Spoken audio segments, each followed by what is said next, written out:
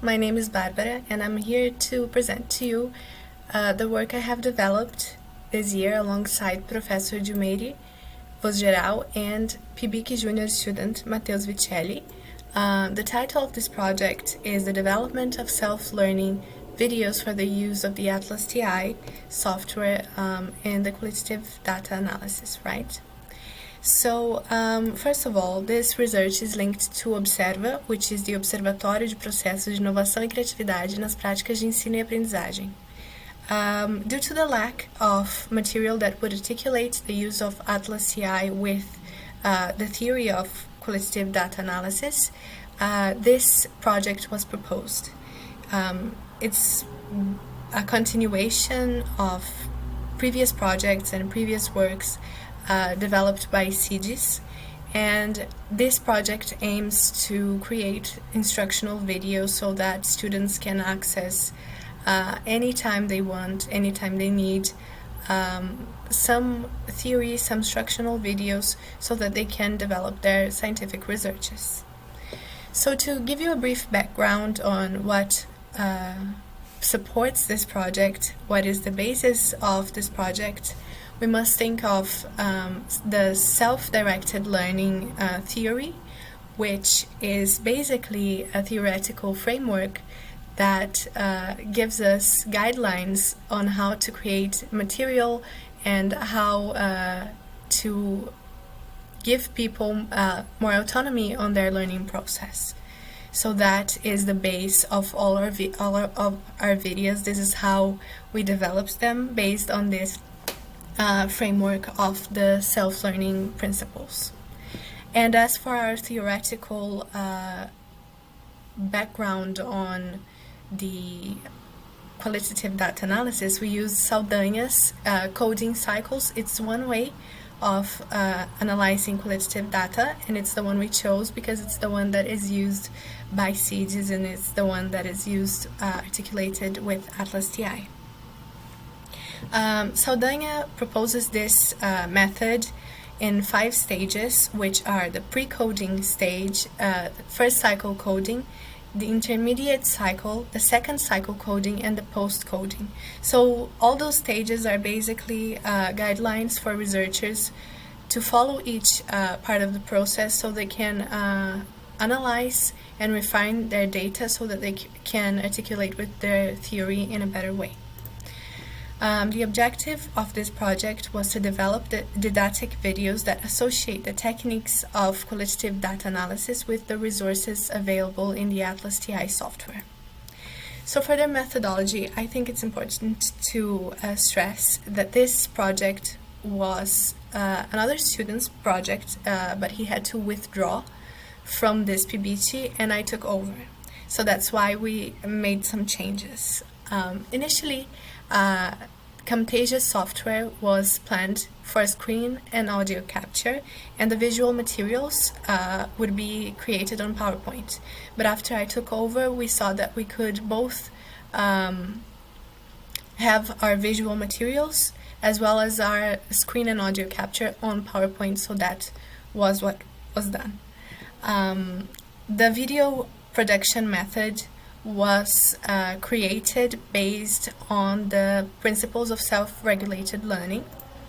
So here's just background so you can understand which principles were used. So basically, all the activities should be planned based on projects and problems. So each video would have a question so that we could approach one topic and bring that to the student. Also, we should ensure sufficient time for preparation.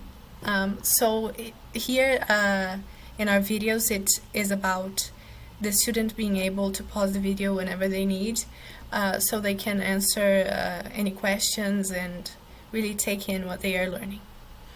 The third principle is to ensure continuous evaluation, so students are encouraged to discuss the topics and reflect upon the topics with their peers, their teachers, or whoever they can discuss it with.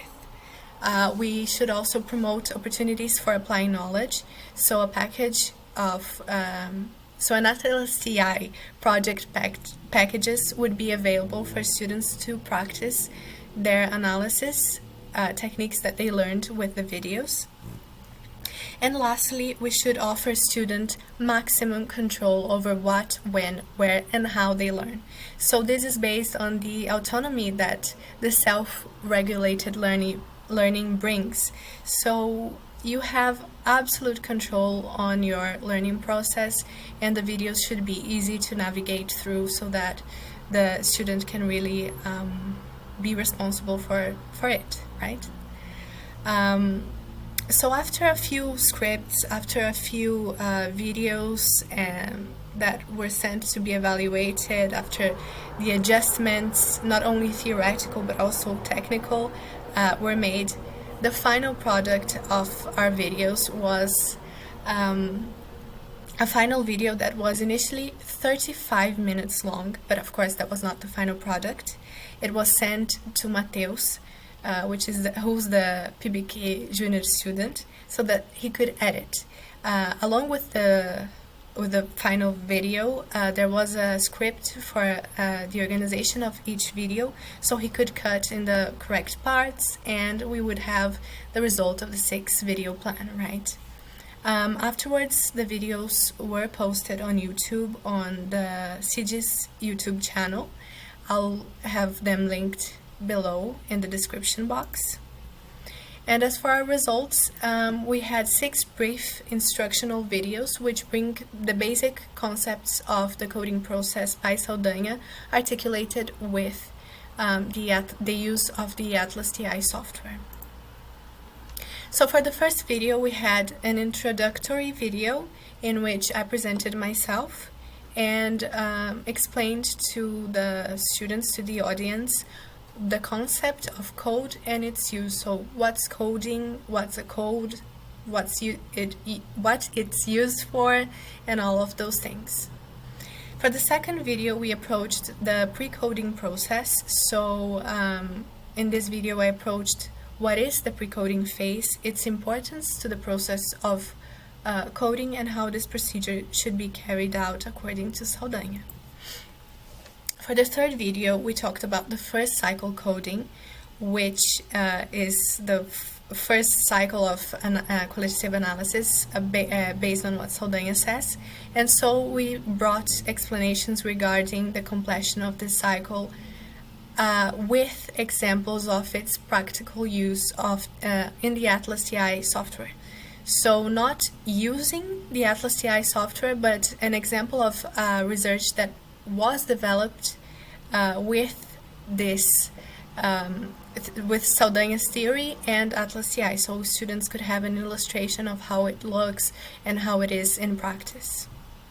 For the fourth video, we had the intermediate cycle, and in this video we discussed the importance and the theoretical basis of this phase in the qualitative analysis process.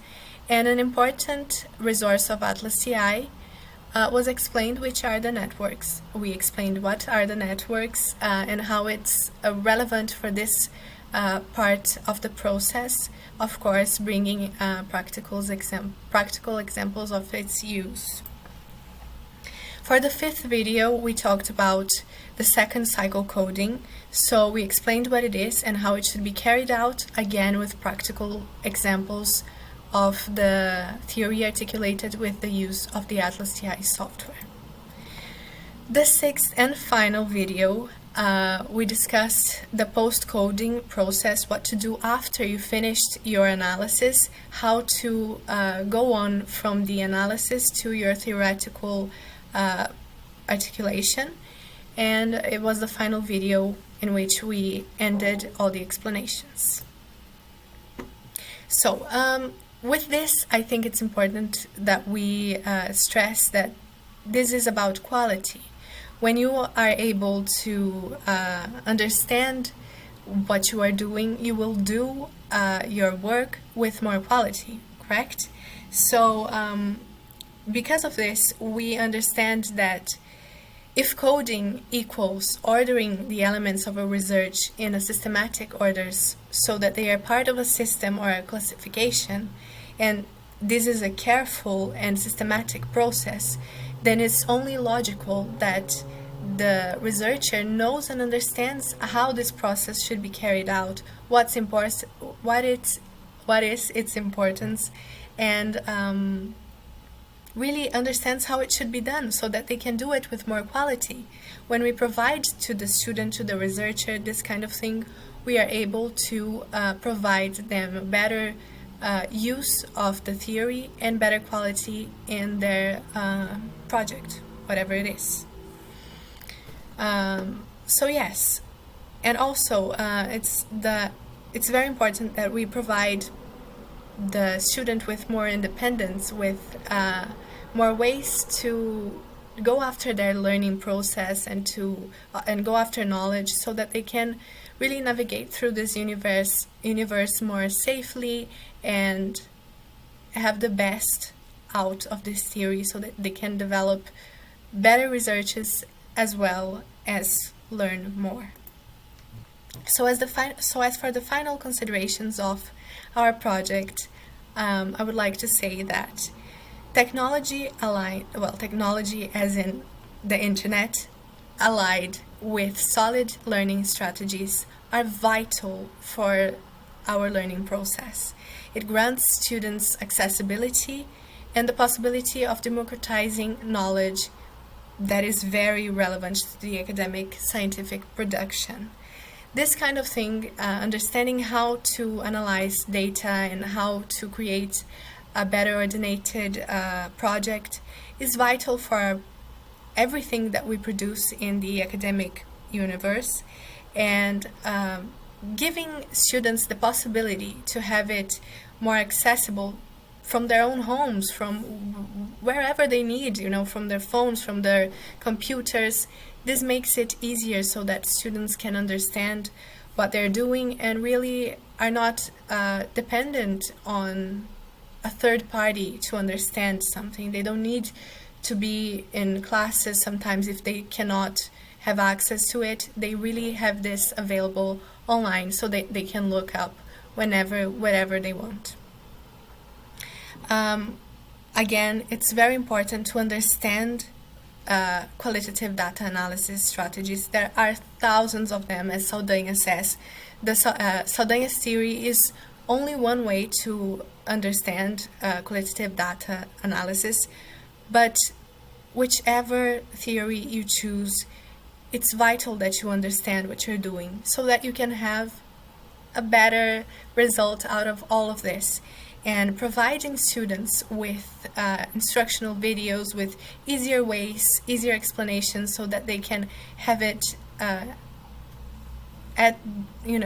really close to them, is really good for the construction of their knowledge and for their learning process. Those are just my references. I would like to thank everyone who watched this video, was interested in this video, to thank Professor Jumeiri, Mateus, who has been amazing with the editing, and to the examiners that watched this video. Thank you very much.